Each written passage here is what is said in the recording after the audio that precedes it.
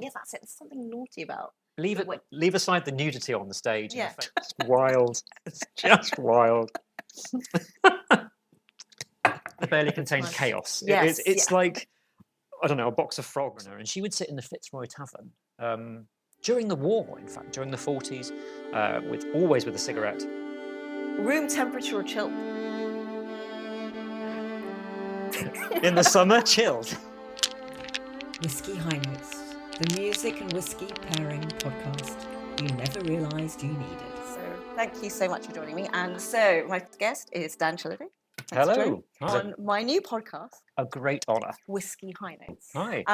And if you could tell us a bit more about, your connection to classical music. I was thinking about this on the train on the way in. It would be so much easier in a way if I were one thing. If I were a conductor or a musicologist or a viola player or a writer on music. But the truth is that I suppose my career contains all of those things, all mixed up in a very dense way, I suppose. So it's very difficult to summarize in one word what I do. I suppose I'm a musician. Yeah. That's the thing. I started learning the violin when I was 9, when music lessons were free at school. Yes, I remember. I stumbled into it, really. I didn't come from a musical family, but there's nothing like music, is there? And I wanted it to be central to my life. Well, I think classical music is so diverse and there's so much going on. And I should say, I'm Naomi Belshaw, the host. I also work in classical music, working with composers by day, also playing violin. And I also learnt violin with free lessons when I was at school in England as well. So I feel very privileged about that. I think it's significant because there's no way I'd be here today talking with you if that weren't the case. Yeah, that's true. But anyway, that's maybe something further along the conversation. But as part of my podcast, I want to have a moment where I just throw out a few quick questions. Brilliant. So it's just quick fire response, just a fun moment. So you say which your choices out of 2 options I give you. That makes it very easy. Okay. I like that. Whiskey or gin? In the summer, gin. The rest of the time, whiskey. Yes, absolutely. Whiskey is for the winter, I think. Okay. Room temperature or chilled? In the summer, chilled. I'm very seasonal. You definitely are. But yes, there are times when it's nice to have a cool drink, and sometimes not. When it comes to whiskey, world whiskey or Scottish whiskey? Scottish whiskey. Okay, interesting. And lastly, savoury or sweet? Savoury. Okay. When I was a kid, the answer would have definitely been sweet, but I've noticed my taste change. Actually, over the last 2 years. I think I have a mixture of both myself, but it depends. Umami. Can I say umami? Oh, yes, you definitely can. That was an extra. So, okay, there you go. Those are quick fire questions. Sorry, I've subverted them all. I'm really sorry. Nothing in life is simple with me. Anyway, but now we go to the main event of the podcast, and I have chosen quite a range of whiskies here today, which actually aren't all from Scotland. So this is going to be it's going to be a voyage of discovery. Yes, voyage of discovery. But of course, it links to the music you've chosen, and today you've chosen 4 pieces of music.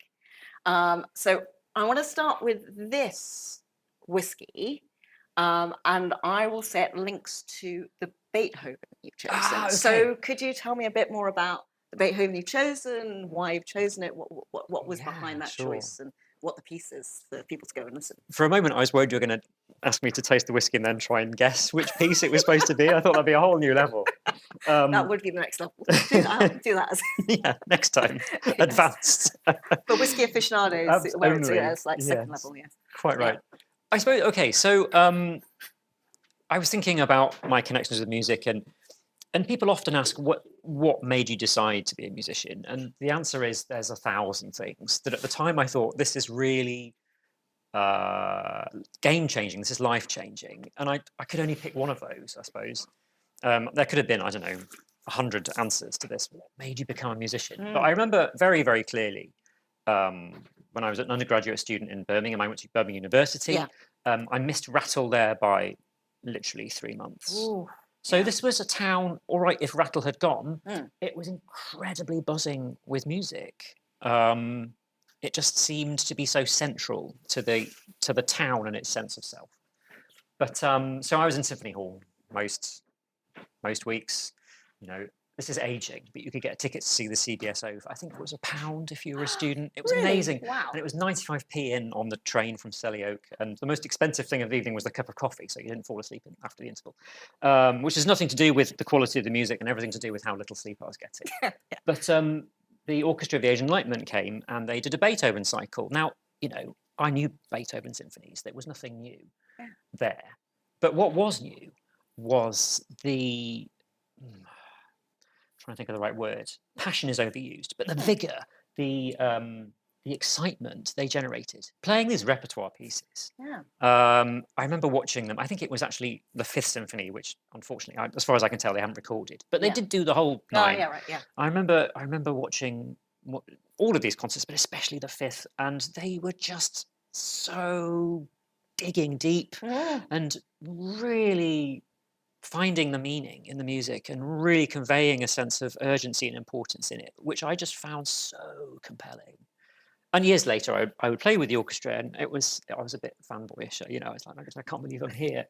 But I remember as a 19-year-old, 18-year-old thinking, my God, those guys are having fun. They're having fun. It was really the orchestra that. Yeah, it was the orchestra and the way they conveyed themselves in the music that really communicated. So you've chosen the Ninth Symphony, haven't you? Because it's them playing. Yes, as far as I can tell, it's the only recording they've currently available of the symphonies. But the slow movement of the Ninth is unbelievably special for me.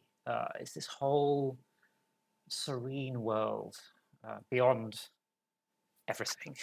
Okay. Well, so with that, I've decided to pair this whiskey.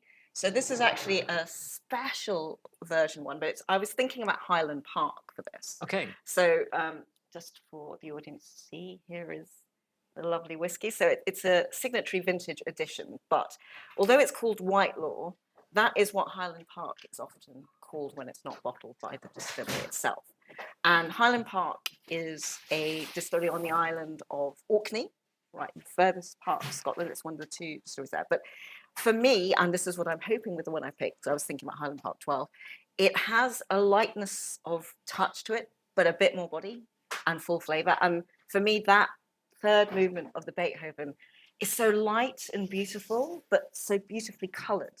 Yes. At the same time. Yeah. So it's also a wonderfully, well, it's quite a joyous night. I think it's 9 minutes long or something like that movement. So it's just, I thought this would be a nice whiskey to start with, but to sit back and kind of look at the different, I don't know, levels of flavour we get. So if you want to reach over.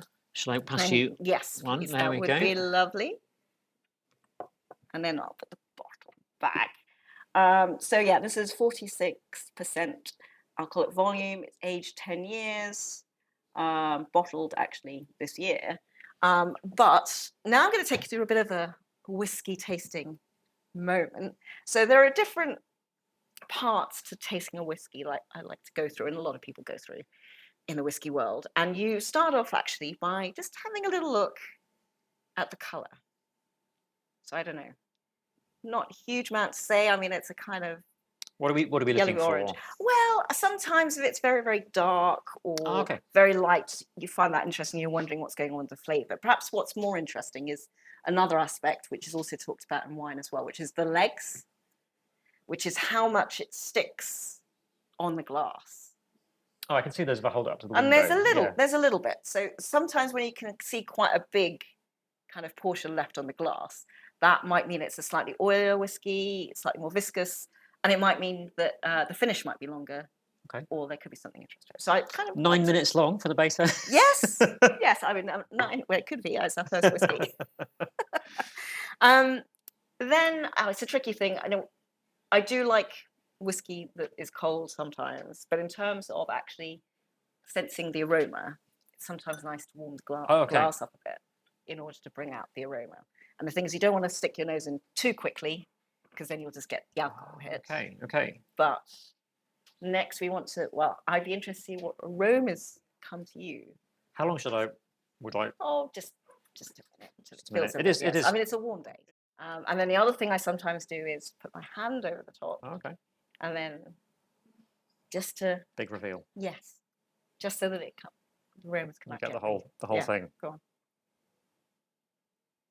Ooh, there's so much information. Yeah, that's it.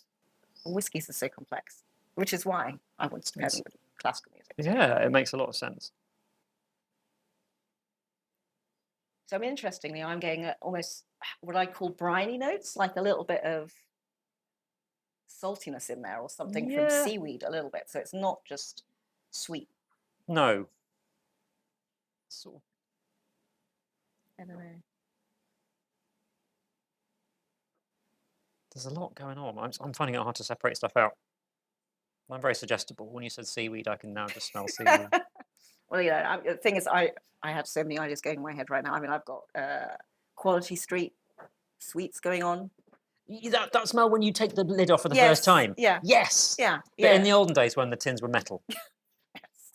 Maybe I'll look at that. Yeah, it's kind of butterscotchy kind of. Yeah, there is. Confectionery. Yeah. Okay. Well, I've got some ideas to go on there. So then next, now we're not, this is something else. We're not going to drink the entire whiskey now, because I like to go back and taste a little bit afterwards as we're trying quite a range. Brilliant. So, Okay. but I would maybe take a small taste now and keep it in your mouth maybe for 10 seconds or so and see how it feels on your palate. Right. And what comes to you. What are the main notes of flavor? Is it sweet? Is it salty? Is it spicy? Yeah. Seaweedy? Maybe. Seaweedy. Yeah, I'm hoping for seaweed. I love seaweedy taste. The aroma doesn't always link with the taste, but that's interesting, isn't it? Yeah, but such it's really interesting. Oh yes.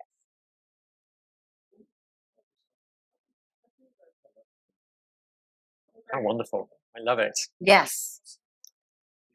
Anything come to mind before I suggest something?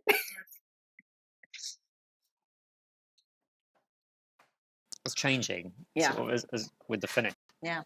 There was a spicy edge early on, which I sort of gave way to something Yeah, a bit more definitely. There's a real spiciness on the tongue. buttery later. Mm. And it was sort of beyond taste. It was more sensation that hit me first. Then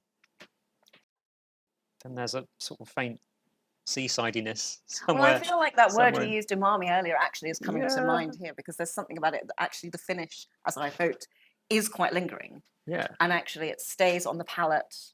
It does. For quite a long time with that kind of semi-butterscotch tone. Yeah, definitely. But then something which is umami and moreish. Yeah. Like I want to go and have another taste right now. Resisted the temptation to say, can I just have another sip?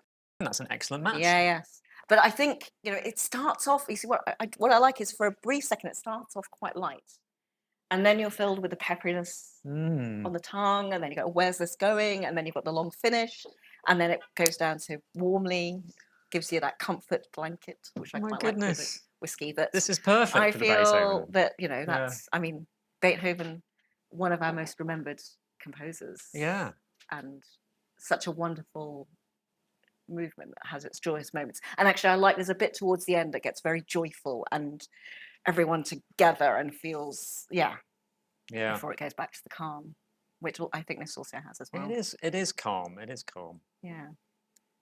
Oh, that's perfect match. I love that. So do you associate whiskey actually as more of a winter drink? Yes, I think so. I think so.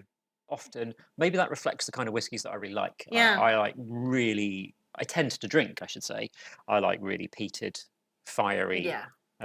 Smacks about the chops. Yeah, so we'll wait till peat monster. That'll be fun for that. But maybe I'm certain there's more to whiskey than that. So well, I mean, this is interesting. I mean, I sometimes see Highland Park as a slightly lighter whiskey for the ones I drink, but there was so much flavour in that, and it actually kind of felt like when a whiskey is down and makes me feel warm inside, I almost feel like I'm by a fireside at wintertime. Exactly. So I feel like that has a bit of that. Yeah. So, but it wasn't. It didn't. It was gentle. Yes, yeah, exactly. I mean, we are starting early.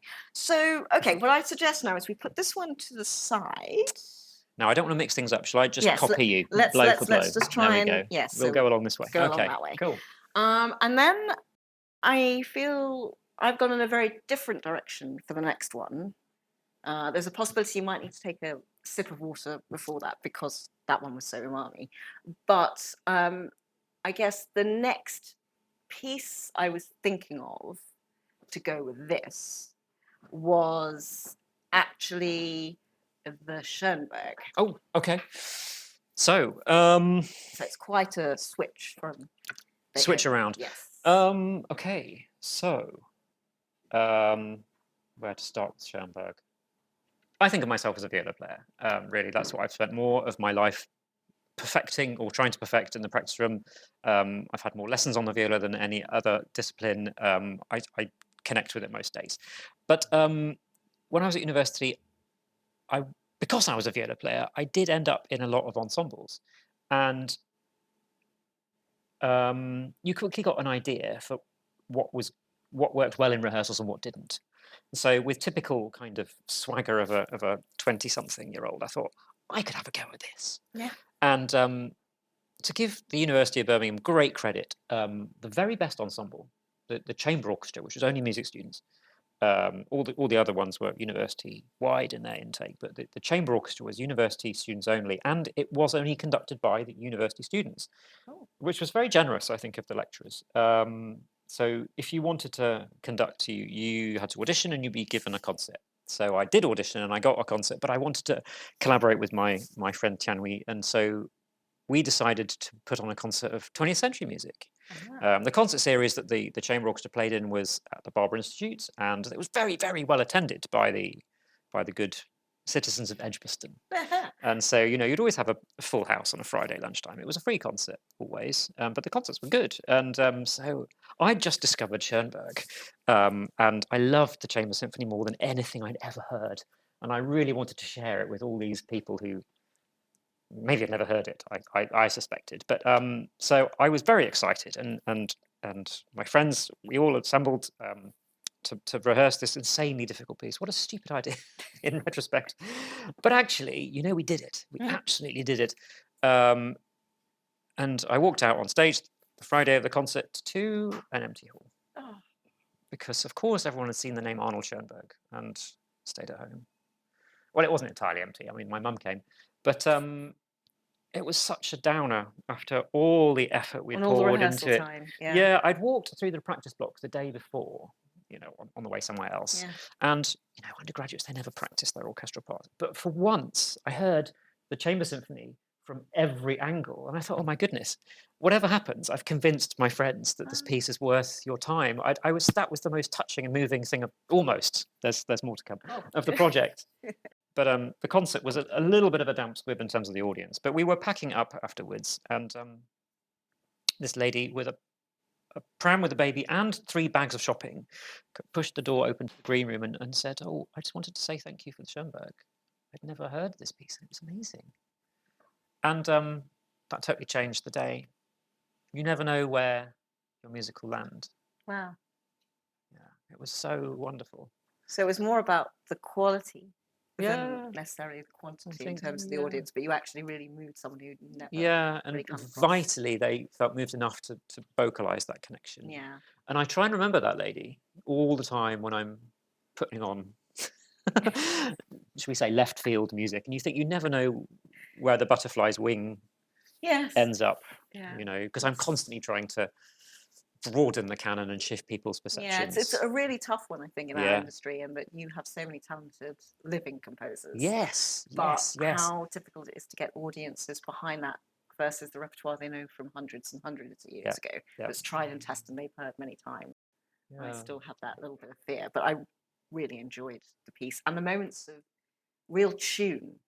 That come through. They're so strong. Yeah, it's got against maybe a little bit of a harder edge underneath. That's different from. I love the barely contained chaos. Yes, it's like, I don't know, a box of frogs or a box of fireworks you've just tossed a match into and then you've closed the lid.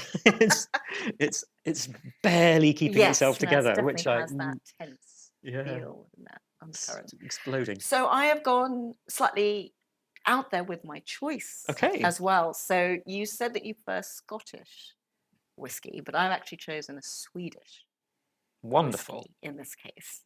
So let's just show audience a little bit more. There we go. And I shall just show the other cameras there just in case. Now, I don't know how to pronounce this, but it's Dove Signature Malt. Apparently from a distillery called Box, but they're not allowed to call themselves that anymore, apparently, because there is Compass Box over here from Scotland who might have sued them for that name, apparently. So I'll need to check what the real name is. It's a good story. But it's a good story. Now, this one I decided to go completely blind on as well. So we're both tasting this for the first time. Oh, this is brilliant. together. Excellent. But, Wonderful. I like to switch things up. But I thought trying a Swedish whiskey and some of the other Swedish whiskies I've tried before, it would lead to something that wasn't your usual flavour profile that you would expect Okay. from other Okay. whiskies. So, should we do the honours? And it's 46% again, and matured in bourbon casks, so that's quite straightforward. But it's a mixture of peated and unpeated whiskey at the same time, so I thought that would bring an interesting mixture as well. Okay. So if you would do the honours and pass the next so drams it's over, next yes, to- yes, that's okay. right. Thank you. Okay. So Right. So, yes, a very, very light, almost Chardonnay-like whiskey, I'd say. Yeah. But actually, I mean, I would argue like the legs on this are even stronger than the last one. I see that almost immediately. you were saying that's an That's how much it sticks. oiliness? Yeah. Yes, potentially. I mean, it does. I sometimes think it has an effect on how long it stays on the palate It's and the behaving finish. in a totally different way. Yeah. The last one dripped down in long, Yeah. legs, didn't Yeah, it? this But one this just one has is- just made a line, like Yeah, a you're sort right. of like a pearl necklace around the glass. That's right. Yes. Oh my and goodness. and it really stays. It It's stuck. really stuck. So this could be interesting. I'm extremely excited about this. I've never seen that happen. Okay, so next, a bit of the aroma. I'll let you lead, so I don't suggest. That's very generous. I'm worried that I've had a cold and my nose is not where it should be, but I'll do my best.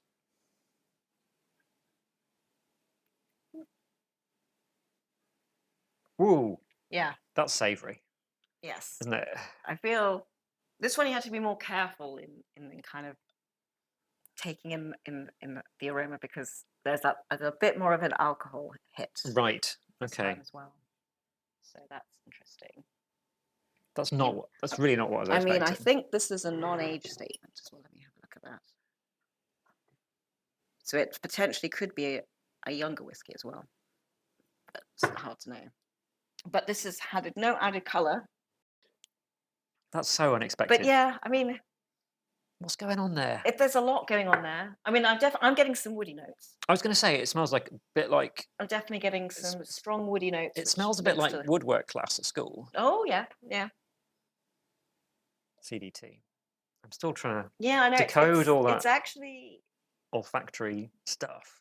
it's quite hard because I keep sometimes getting a direct alcohol hit as well. And then Yeah. weirdly, I think maybe because I was thinking about Chardonnay, I'm feeling like I'm almost getting like a wine-like tannin smell as well. Yeah, that's really interesting, isn't it? As soon as you said that, I thought, of course, like a really Yeah. saline white. Yes. Yeah.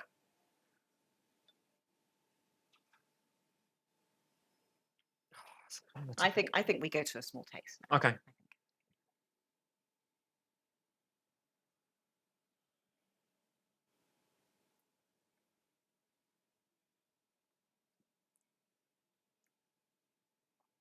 Wow. That's very different from the last one. Yeah. Maybe you've put the idea in my head, but it's very wine-like, isn't it? I think it's got some undertones of it, Yeah. oddly, but I'm not quite sure where that's coming from. But it's also incredibly peppery Yeah. on the tongue and very savoury. Yeah. It's less umami. Yes, I think in the. I feel like there is quite a length a finish to it. It does linger for sure, but not in the same way. It's not changing. Yes. Gradually, it's just fading. It fades, Yeah. but there's definitely complexity when it's on the palate that I'm still trying to unpick to it. Yeah. There's a slight no prisoners kind of. Yeah. This is how it is. Boom. Which is a perfect match for the Schoenberg. Well, yes. You see, that's what I was kind of hoping. I sometimes feel with world whiskies. I mean, they're all very different, but some definitely have a slightly steelier edge, or that it's Yeah. not so smooth. No, and I think they're that's. trying different things, or I think that's fair. I mean, Yeah. Schoenberg he wasn't so smooth. And although the Chamber Symphony is tonal, he's trying different Yeah. things. So yeah, again, expert matching. Well, I think this is a whiskey that grows on me, and actually, the more you drink it, the more warmth it brings. you. Yeah, I would So, definitely drink that again. Yeah, Another very 40 or interesting. 50 times. And I'll find out what the new distillery name is. Thank you. Thank you I'll put that in the notes. Yeah. thank you for sharing that, because I would have never Well, I would have never found yes. it by myself. No. And I like to hope as a musician, when I present pieces off the beaten track, they wouldn't have found people, without some advocacy. So that's a really nice parallel sharing of discoveries. Yeah. So I think we should move on to whiskey 3 Mhm. now, and let's move this over to the side so we can try a bit at the end. So next in your selection, you chose a piece by, is it Elizabeth Lutyens? Yes. Yeah.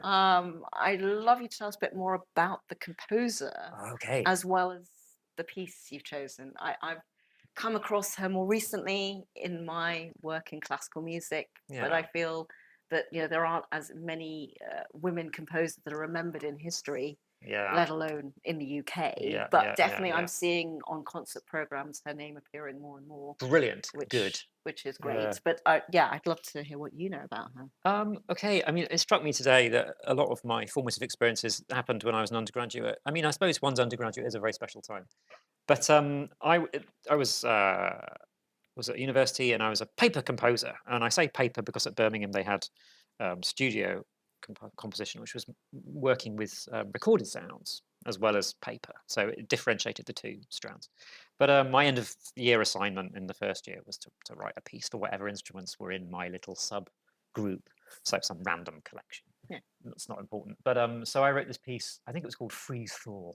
Very pretentiously, and it was a big palindrome, a sort of serial palindrome.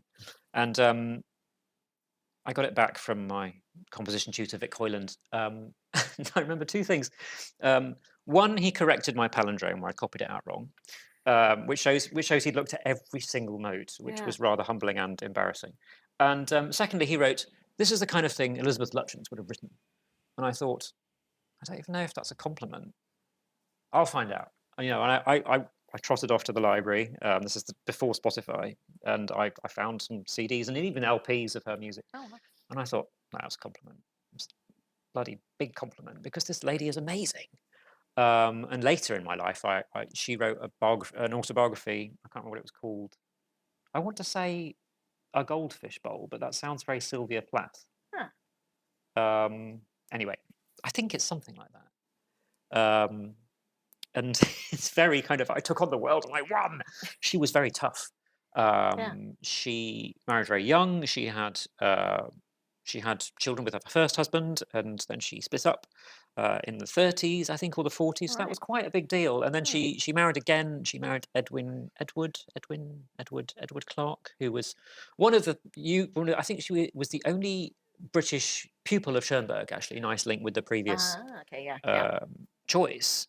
But she had a family to bring up, and a husband who, although very dashing, he was never seen without our carnation, was actually not very good at earning money. Oh, right. So she was the primary breadwinner, and she would sit in the Fitzroy Tavern during the war, in fact, during the 40s, always with a cigarette.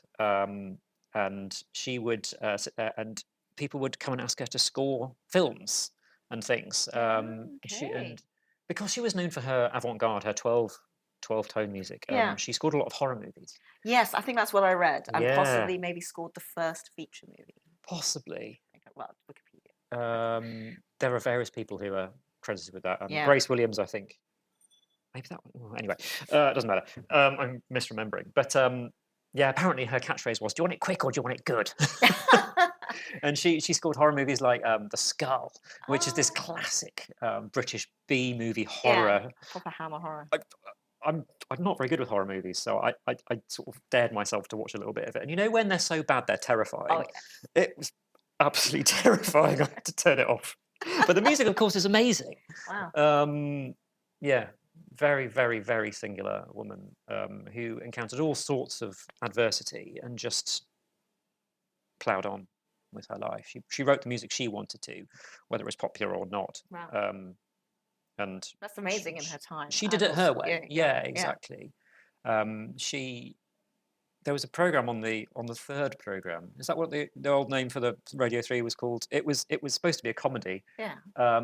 And there was a, oh golly, I'm going to misquote all this now, but there was it's supposed to be a comic character who was a composeress of avant-garde music, and it was an amalgam of Elizabeth Lutyens and Ethel Smythe, and Elizabeth Lutyens was very unimpressed indeed. I think she might have even tried to sue. Wow.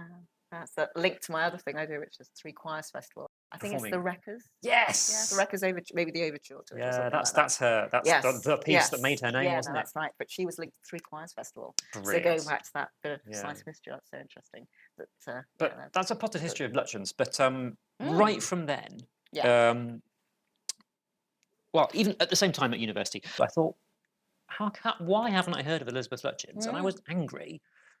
From then on, I thought, Yeah. damn it, this Yeah. music is amazing. Why willfully ignore half of the population? I sometimes do wonder how those narratives are kind of drawn that certain Right. composers Yeah. are pushed on, and the societies are created to promote their music. Yes, yeah. I don't know. I think that's possibly a matter of luck sometimes.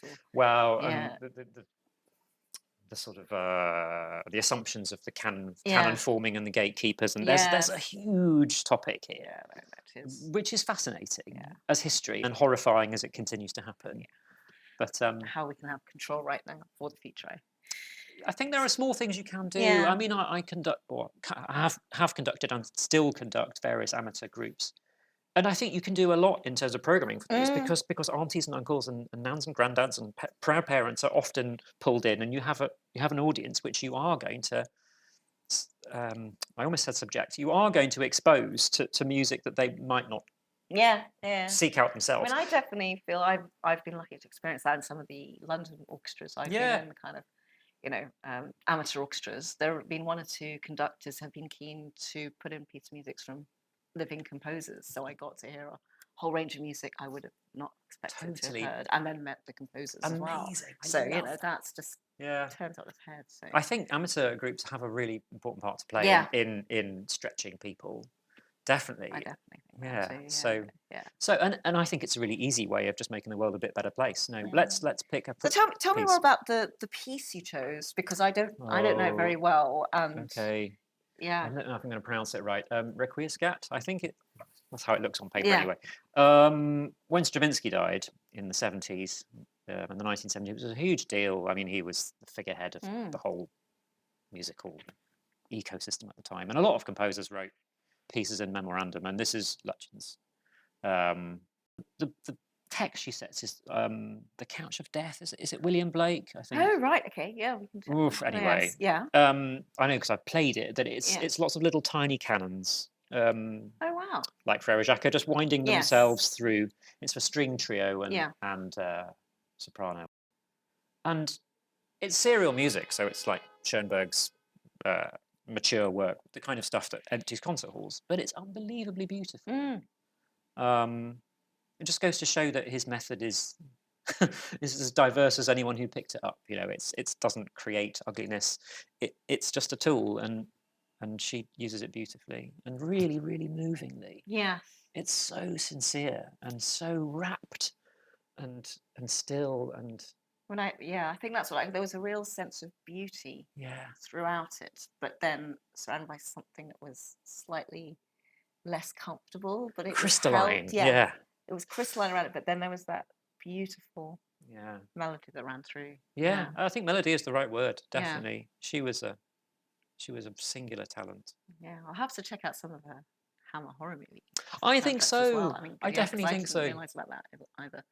I think as classical music wakes up to the neglected women, people who wrote in the romantic style are getting relatively well served. But people like Elizabeth McConkie or Elizabeth Lutyens, when the music is hard, I think they get a harder deal, and it's. But these were real pioneers, and they have amazing life stories. Yes, we should know about more. Yes. So I've now gone a little bit left field with this whiskey as well. So this is Filey Bay. And it's actually a Yorkshire whiskey. So this is one I have had before, and I think perhaps they even have done a tasting at this very whiskey club.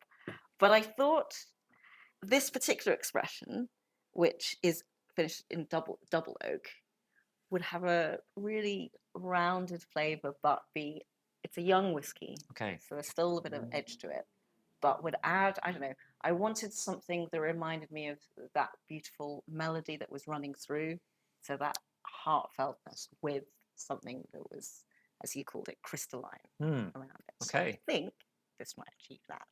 So I think I'm getting slightly closer to it now. Brilliant. Thank you. So there we go. And this is still 46%. We're going with quite a lot of standard bottlings here. But yes. And again, it's telling us natural colour. And yeah, so this is the natural colour of the whiskey. I have to say, as a Yorkshireman, I'm extremely Well, excited yes, about this. I did want to kind of link something to. Sorry, have I jumped the gun? No, go ahead. Did you grow up in Yorkshire? I did. My parents still live just south of York, Right. just outside of Selby. When you say to people, "Oh, you're from Yorkshire," people say two things. Oh, first thing they say is, "Isn't it beautiful?" Not necessarily in a fake Yorkshire accent like I just did, but they have in this mind James Herriot and the moors or the Oh, yes, dales. of course, But yes. where I grew up, it's like Holland or the Netherlands, I really? should say. It's entirely flat. Wow, more like East one Anglia. tree on the horizon. Yeah. So let's go to a bit of Yorkshire, shall we? Okay. So a little bit darker than the last one. Yeah. Let's say, interestingly, the legs kind of a bit more like the pearls. I quite like that term used. Pearls on the side, but lighter. Yeah. Smaller pearl chain, but it does stick on the glass a bit. Yeah. I like the legs because it's sort of objective. I start to get worried about my own senses of perception when you. Well, I mean, everything is affected by one's own palate anyway. So the way Yeah. we all taste whiskey will always be quite personal. I think what I like about whiskey is just there is such a variety and thousands upon thousands of different flavors and styles you can create with Yeah. distilleries doing their own thing and the independent bottlers as well. It's never ending. It's never ending. In the same way that I think classical music Yeah. more, I'd say, than many other genres anyway. Ooh, contentious. I know that is contentious. Maybe I shouldn't be saying that, but really has a breadth that you can't even fathom. Yeah, in or it's some ways, certainly. and you make choices on. Let's say it's a lifetime's. Yes, a lifetime's pursuit. Yes, definitely. I like that. Okay. Oh,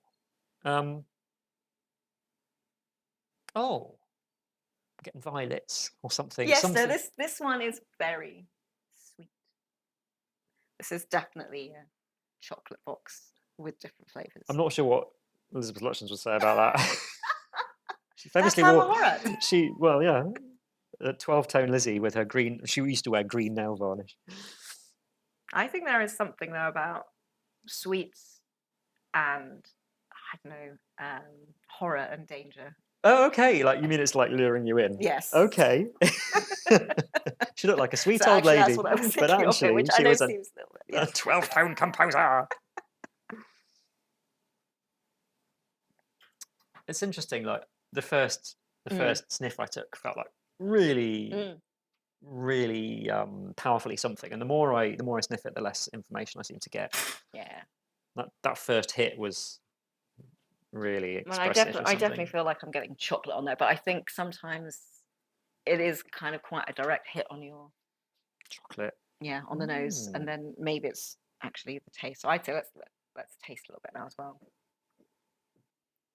That is interesting. Mm-hmm. It's interesting how thinking about the music primes your brain for certain responses, maybe. But you're right. There's something very. There are sweet notes, but underneath it is steel. Yes. Yeah. Which again is really perfect match with the music. Lizzie didn't compromise. If it was going to be sweet, it was because she decided it was going to be sweet. It wasn't anything to do with anything other than her choice. I get the sense. But yeah, no, I really like this one. I think it's a really, really good new English whiskey, and I think it's got quite a full-bodied flavour. You've got those kind of spicy sweet notes on the tongue, but then it really feels really well-rounded. But I'm going to say it's slightly less hard-hitting than a Swedish whiskey. Yeah, that was So, really out there, wasn't it? Yeah. So I think this is where I can feel there's more of that sweetness and that note you can follow through the middle that you can keep a handle on. A lot's been written about synesthesia in music, like Yeah. hearing color or Oh, or yeah. yeah. Do you ever taste color or? I don't know. I don't really know, because it's such a personal thing with how the brain works and Yeah. how Okay. what senses are divided or not. I wonder whether there can be a link maybe with sound and taste Yeah. Everything sometimes, sort of and connects somewhere. yeah, and other people maybe see things or hear things more as colours as well. Definitely want to composers to do that, but yeah. I sort of bring this up because when we first sip, I mean, maybe it's because I've been cycling through Yes. Yorkshire, and particularly to get to my parents' house through South Yorkshire, Yeah. which is there's this great industrial apparatus as you Mm. cross the border Mhm. into South Yorkshire. You cross three massive industrial rivers on these great iron bridges. There's nothing pretty or picturesque about them. It's like, we mean business, damn Yeah. it. And then you see Drax Power Station, which is huge. Mm. I got this sense of sort of, I don't know, something light and beautiful, like sort of supported by iron Yeah. girders underneath but when I the drank this. strength of the flavour Yeah, around there something. was something There really is, vertical, and then yes. something on Yeah. top, which was very different. Sort of not ornamental, but sort of sweeter, higher notes, but something really strong underneath. Yeah.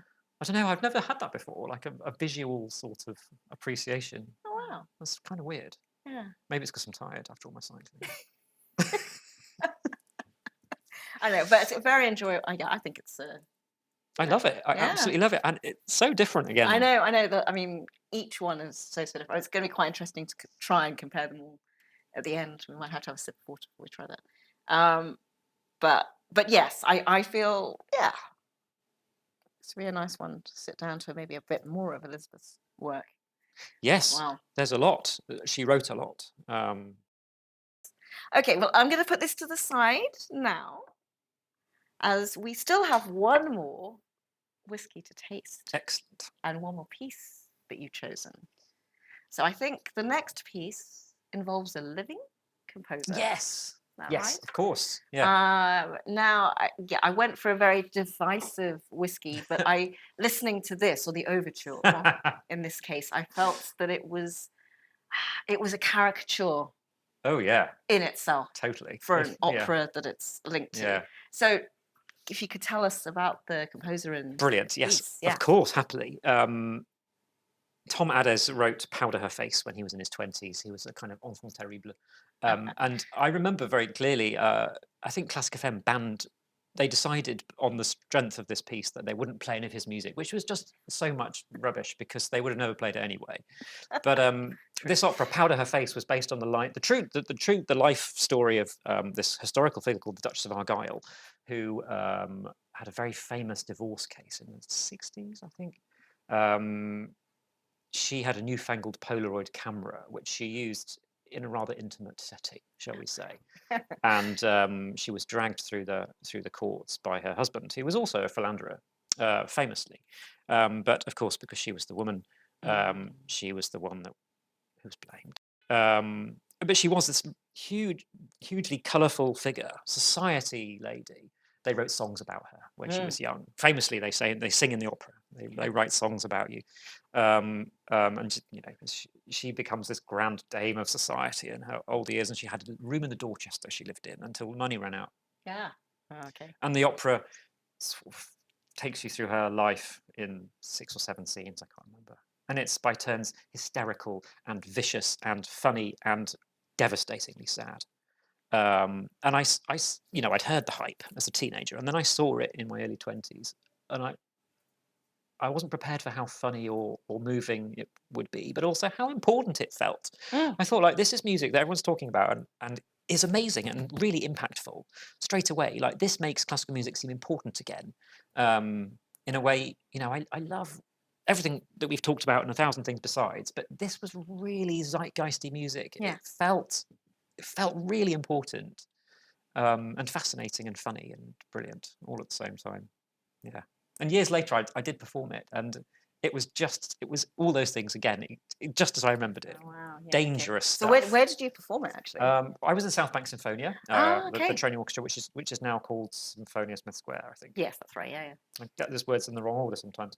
But part of my year, we were the orchestra, because I say orchestra, it's like 13 or 14, 15 players in the pit, so it was one per part, in the Limbury Theatre at the Royal Opera House. Oh, really? Right. And the run wasn't without its friction, shall we say? Yeah. I think Thomas Adder's music generates that. I remember talking to a lady who was involved in the premiere, and she said he was writing it as we were rehearsing it.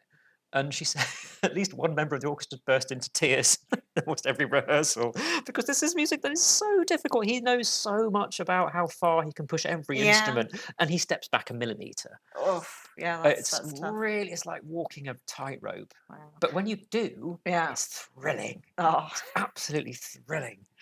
So yeah. I don't think my violin playing will stretch to that. Oh, I I'm do not sure. I'm appreciate not it. sure my playing stretched to it, but I did give it my best shot. Getting more specific about what you chose for the podcast. Okay. You chose the overture. Yes. So, I obviously focused more on listening to that. Of So course. there is something very comedic and raunchy and yes. very like a musical Yeah. about it, which is totally. obviously very deliberate. Yeah, it's obscene music in it. This kind Yeah. of rotting foxtrot. Yeah. All the music is just curdling on the page. Yes, yeah. It's amazing. So I have gone, well, I mean, some curdling whiskey. yes. Well, Compass Box is a whiskey company that I really do love, and I've drunk quite a lot of over the years. But I've chosen Peat Monster. I thought, as you do like your peat as well, that we should finish with a nice peated whiskey. But this company tends to blend its whiskies, but in a really, really clever way. Okay. And a really beautiful way. And I felt with this one we'd get that kind of a visceral, kind of almost comedic take. Great. But not in a bad way. But yeah, I thought this would be a great one to try next. I'm just having a look at it. Interestingly, with all of these whiskies, I've chosen 46%. Is that a deliberate choice or just? No, that's just by chance. Just by I mean, chance. I think maybe in another tasting at some point I might put in a cask strength whiskey, but we'll see. But yes, I'm hoping with this one you will get that strength that a peated whiskey can bring, but perhaps in a very punchy way. Okay. So sounds that'd be nice. Sounds promising. Yes. So I think Okay. let's have a look. Well, This this is another very light one, isn't it? Yeah. Just like the Swedish one. Yes. Maybe even lighter, or I think they're much of a muchness, aren't they? Yeah, I think they're quite similar. I must put that one down before I get them mixed up. Yes, it's very easy to do. But yeah, let's enjoy.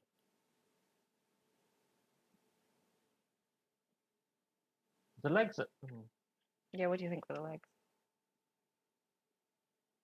Yeah, it has a very different feel, actually, compared to the last two. Although it leaves a kind of beadedness edge, do you see how quickly it runs down? Yeah. Almost like it's creating a glass structure, those ribbed glasses you see? Yeah, it looks like a hipster lampshade. Yeah, that's right. Which is quite... It's very pretty, actually. Yes. Okay, here we go. Ooh. Can't wait for you to smell it. Oh. So I was expecting Yeah. a big hit of smoke. No? I'm slightly surprised that I got a big hit of What did you get? butterscotch. Really? If I did it wrong. Nothing is ever wrong.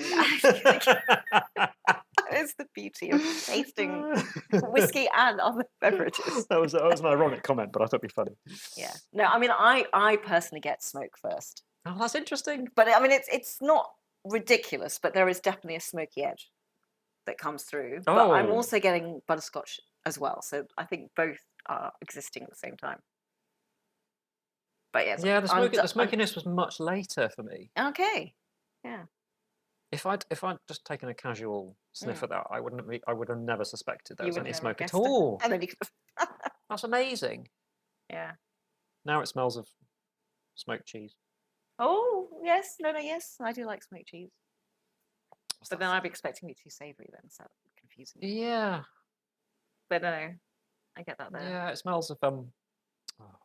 But then I'm also getting a slight hint of chocolate as well, so I think there's sweet within there. So I think I got the sweetness to start with, and now all I can taste is that applewood smoke that comes out at Christmas. okay. Well, should we have a taste? Let's go for it. Yeah.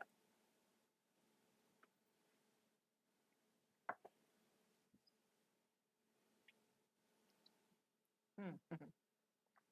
Sweet, then hell, that's smoky. Whoa, that's insane. It's the monster finding you. It's very chewy. Oh, I what does that mean? Oh, I don't know how to.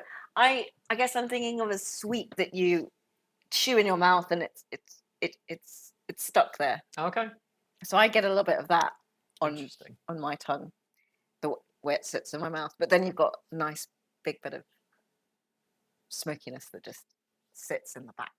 Yeah, it's interesting how for me the taste didn't. They had different timings. So Yeah. there was this huge hit of sugar. Yeah. And then this kind of cloud of smoke afterwards as it disappears. It's like a conjuring trick. Yes. Yeah.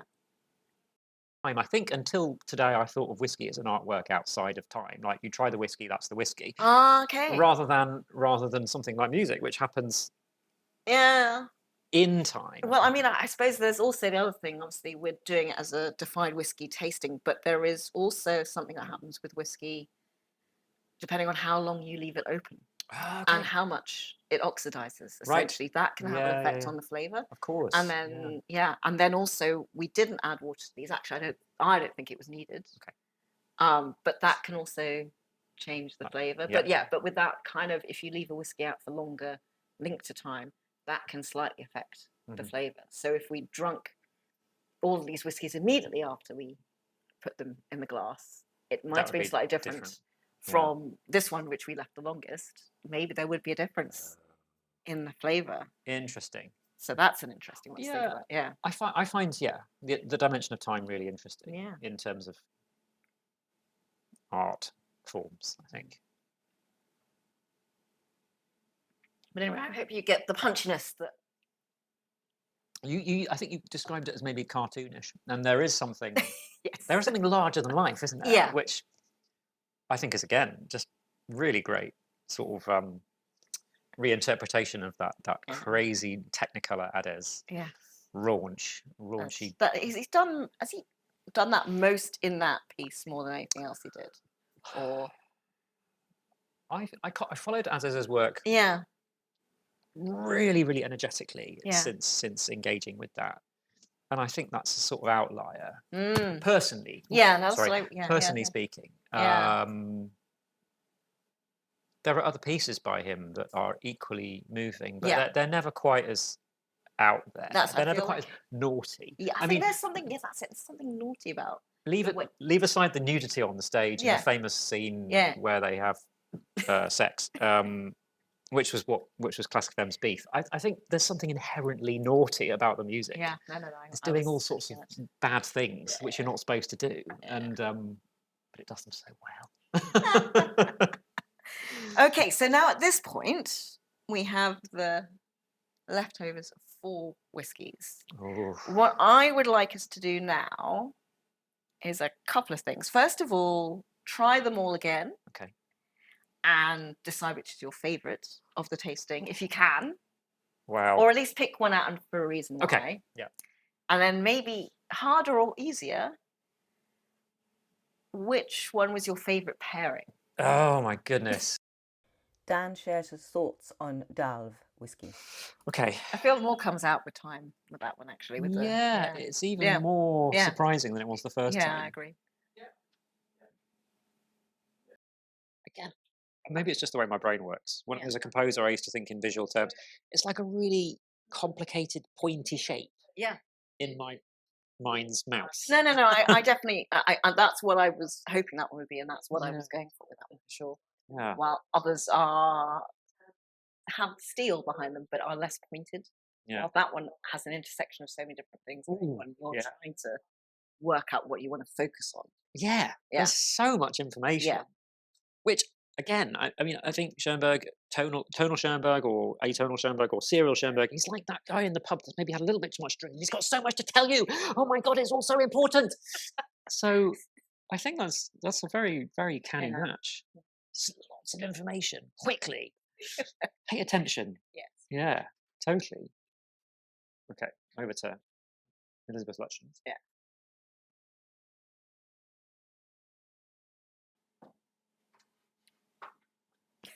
Oh, that's so great, isn't it? Yeah. That's so great. A bit like Elizabeth Lutyens. Yeah. I love the paradoxes of Yeah. that. Yeah. It's so beautiful and so steely. Yeah. Yeah. That's amazing.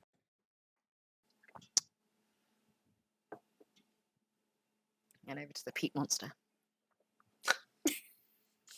It's wild. It's just wild. It's Okay, actually I'm gonna put you on the spot now. it's actually quite funny. Yes. Do you know what I mean? Yeah, It's, well, it actually, that's I drank it and I laughed. It's just, Yes. it's funny. Okay, so Okay. you want my favourite whiskey Yeah, go as on. a whiskey? Yes, just in this moment in time. You don't have to stick to it for Oh, life. golly. But in this moment right now, what are you, Right what now, are you going towards? I'm going to go with the Barley Bay. Barley Bay. Today, Yeah, maybe having just returned from cycling in Yorkshire, yeah. that really speaks to me. Wow. Okay. That's The interesting. beauty and the power of it. Yeah. And the sort of impossible balancing Yeah, of the two. yeah. Well, I mean, I have to admit, in this moment in time, I'm torn between the first one and the third one. So the I was about- White Law and the Filey Bay. I think although the Filey Bay is beautiful, I love that steel and the beauty in the middle, there's something about the subtlety that I'm trying to make sure I'm still going back to, even though I've drunk too many whiskies,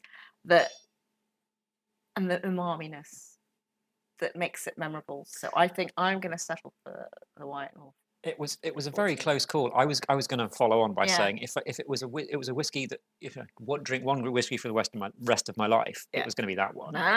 Definitely. Yeah. That's why I was very thick with saying Yeah. laying it on with Yes, today. but I'm with you. I think overall, those two slightly edge it. It's interesting that we come back to the repertoire choice. I know, isn't isn't it? You know, all things said. Oh, Beethoven 9. It's really good. There's a reason it stays. Yeah. Maybe this answers your Yeah. earlier question. Okay, so the other tricky question. This is purely just your feeling right now. Favorite pairing of the day? Okay, let me remind myself. We have the slowly changing colours with Yes. the Beethoven. Yeah. We have that wild, crazy shape. Yes. We have Elizabeth Lutyens' Woman of Steel, and we have Thomas Edis's Cartoon. They're all excellent pairings. I mean, the philosophy of this is so powerful. The beauty of the finish. Dan is- chose White Law and Beethoven as his favourite pairing. One other thing I wanted to ask you, just because we're here talking about classical music, whiskey, and everything else, but what do you have coming up in your world? Okay, so linking in with Elizabeth Lutyens, Yes. my chamber group, the Berkeley Ensemble, has just released a record of music by Dorothy Howell, who is she's not quite as avant-garde as Elizabeth Lutyens, but she was famous for 15 minutes in, I think it was 1919. She wrote a symphonic poem called Lamia, which hit the headlines. I think she was barely 20. And it was in the proms, and the next day she was chased by photographers, and she was the toast of the town, and everyone wanted a piece of her. But nothing she wrote after that lived up to the hype, Oh. and she stepped out of the limelight. So she was almost instantly forgotten. But a few summers ago, I was given rough pencil sketches to her string quartet because the original had been lost. The ink copies, it said in her own handwriting on the front cover, it said fair copies lost by fiddler at first performance or something on the, and goodness, the number of times I cursed that forgetful musician because the pencil had almost faded to nothing, and her handwriting, it was beautiful, but it wasn't infallible. Yeah. So I spent a whole summer trying every combination of some of the chords, but I finally pieced together her string quartet, and the Berklee Ensemble recorded it last summer, and now we've released that record, and hopefully, because when I was given this copy of dog-eared manuscript paper, I thought, if I leave this on the tube, that's it. That piece will be lost forever. Yeah. So I'm so relieved that it exists in Wow. more forms than inside my and head now. So I've that's got a recording huge as well. relief. Okay. Yeah. And the other thing that I've got coming up is my own podcast, which is very exciting, called How to Fix Classical Music, because a lot of the things we've been talking about today, about who writes the canon, where are the women, these are big problems. Yes. And I think particularly in 2020, when musicians had a lot of time on their hands, a lot of musicians did anyway. I was one of them. They dreamt big. We had some amazing ideas between us. And then in the rush back after, when COVID was in retreat, I think we maybe forgot some of our New Year's resolution. Apologies for the slight one-off So glitch. thank you so much for being on my podcast today. It's an surrounded by pleasure. full of whiskies. I have one final question for you. Let's see if I can phrase this right. Okay. This is very tricky because this is. So this podcast is called Whisky High Notes, and I was wondering what is still left as the high note that you are looking towards with your career, and if and when you reach it, what whiskey might you pour to celebrate it? Amazing.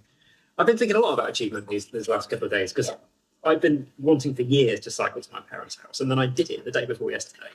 And now you read about athletes after the Olympics getting depressed after the Olympics are over because they suddenly have no aim in that. Yeah.